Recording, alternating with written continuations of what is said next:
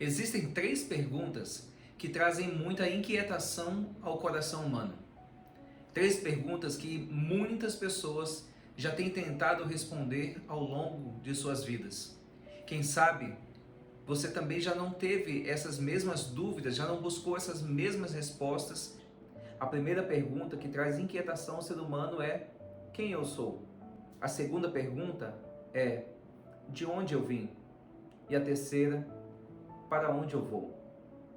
Quando não se consegue ter as respostas exatas para essas perguntas, a nossa vida ela parece ser uma vida sem propósito e muitos se sentem tristes porque não conseguem encontrar sentido à vida. Eu gostaria de apresentar a você como a Bíblia pode responder a essas três perguntas e quem sabe, assim, se você permitir, trazer sentido à sua existência, trazer sentido à sua vida e você descubra qual é o grande propósito de Deus para você. Vamos a elas? A primeira pergunta que geralmente nos fazemos é: quem eu sou? Quem eu sou? Quem é o ser humano? Talvez você já se perguntou: quem é você? Você já tentou responder essa pergunta? Essa pergunta, quem é o homem, ela é ecoada através dos tempos. Você pode encontrar essa mesma pergunta aqui no capítulo 8 do livro de Salmos. Acompanhe comigo a leitura. Capítulo 8, verso 1 começa assim: Ó Senhor, Senhor nosso, quão magnífico em toda a terra é o teu nome, pois expuseste nos céus a tua majestade. Quando contemplo os céus, obra dos teus dedos, e a lua e as estrelas que estabeleceste, que é o homem que dele te lembres, e o filho do homem que o visites? Então, o salmista já perguntava, quem é o homem? Quem sou eu? Diante de Deus ou diante do mundo, dentro da nossa existência, dentro da criação, de toda a criação que existe, o que é o homem? Aqui, o salmista ainda diz que fizeste-o, no entanto, um pouco menor do que Deus, e de glória e de honra o coroaste. Deste-lhe domínio sobre as obras das tuas mãos, e sob seus pés tudo lhe puseste. Olha só, quando ele fala isso, ele leva o leitor a pensar lá na criação. Quando ele diz, tudo que você criou, tudo que você fez, o Senhor criou o homem um pouco menor do que Deus e colocou toda a obra da criação sob o nosso domínio. Quando Deus cria o homem, ele cria ele com um propósito, com uma razão de existir. E agora ele dá ao homem um domínio sobre toda a criação, sobre todas as coisas magníficas que Deus criou. Então, quando nós lemos aqui, o salmista está pensando lá no Gênesis. E no capítulo 1 de Gênesis, nós vemos descrito, então, o que é o ser humano. Em Gênesis, no capítulo 1, verso 26, nós temos a descrição de quem é o ser humano.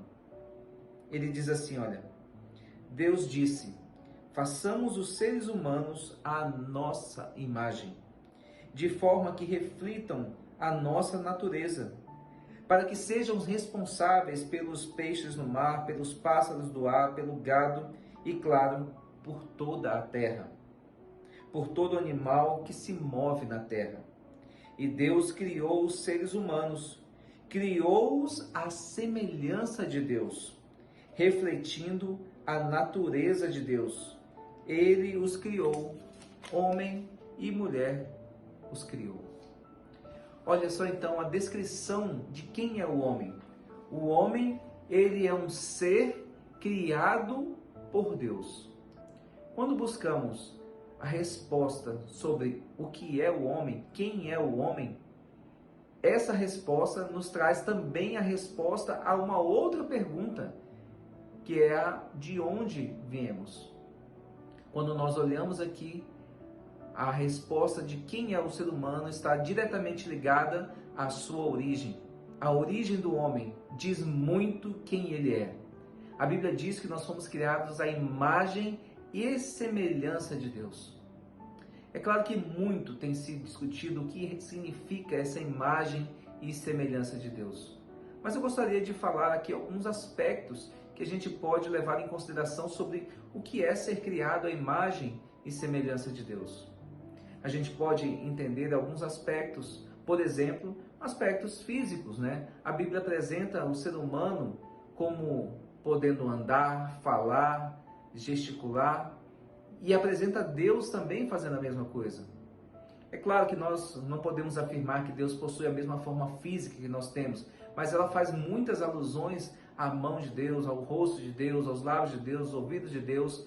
Então, o ser humano e Deus, eles possuem isso, essa capacidade física.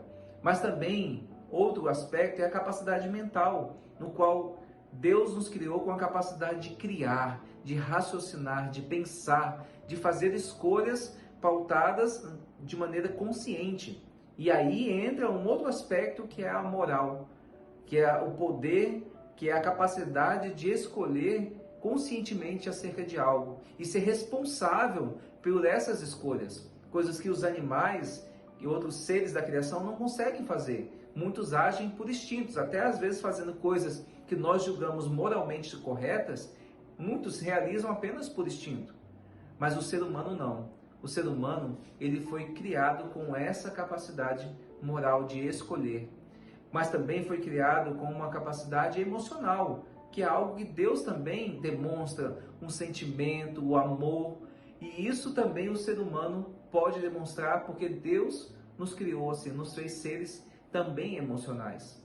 Outro aspecto, vamos dizer assim, que somos a semelhança de Deus, é no aspecto também espiritual. Nós podemos nos relacionar com Deus, nós podemos falar com Ele através da oração, através da leitura da Bíblia. Nós fomos criados para isso.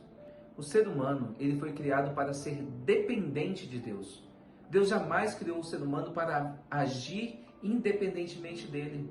Você e eu fomos criados para um relacionamento íntimo e eterno com Deus. Mas o que aconteceu ao homem foi uma separação. Deus não criou o ser humano para agir e ser independente dele. Deus nos criou para um relacionamento íntimo e próximo com Ele constantemente.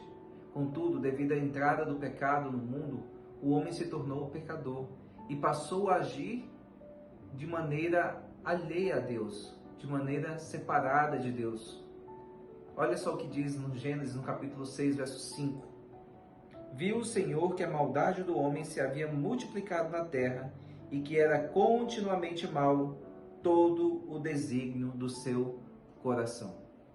Então agora, com o pecado, o homem ele se separa de Deus. E ao se separar de Deus, fonte de toda a vida, porque Deus, tudo que Deus cria é para a eternidade.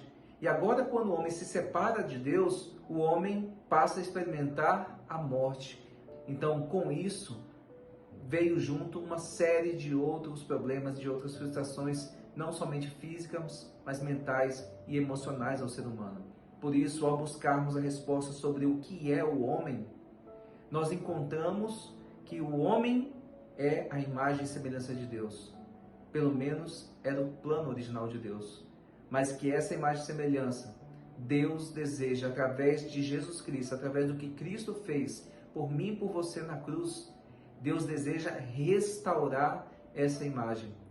Então Deus ele apresenta o homem saindo de suas mãos, perfeito, mas que de repente, por exercer o seu livre-arbítrio, a sua livre escolha, ele escolhe se separar de Deus e com isso traz uma série de outros problemas ao mundo por causa do pecado e afeta toda a criação de Deus. Mas Deus apresenta esse Deus de amor descendo, indo em busca do homem para resgatá-lo, para trazê-lo de volta. E aí ele apresenta novamente, através de Jesus, o homem sendo reconstruído dia a dia, ação a ação, e finalmente, quando Jesus retornar de novo, Paulo ele diz que esse corpo que é mortal se revestirá de imortalidade, e essa nossa mente, que é corrupta desde criança, irá se revestir de incorruptibilidade. Esse é o dia que nós tanto esperamos, tanto aguardamos.